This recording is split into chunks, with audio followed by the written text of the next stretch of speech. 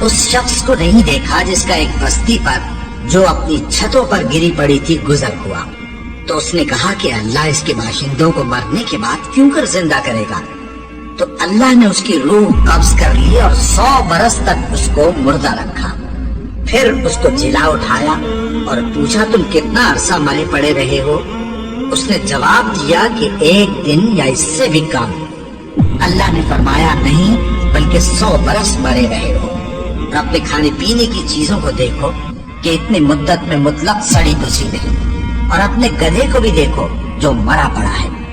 गरज इन बातों से ये है कि हम तुमको लोगों के लिए अपनी कुदरत की निशानी बनाएं। और हाँ, गधे की हड्डियों को देखो कि हम उनको किस तरह जोड़े देते और उन पर किस तरह गोश्त पोस्त चढ़ाए देते हैं। जब ये वाकयात उसके मुशाहिदे में आए तो बोल उठा कि मैं यकीन करता हूँ कि अल्लाह हर चीज पर कादिर है।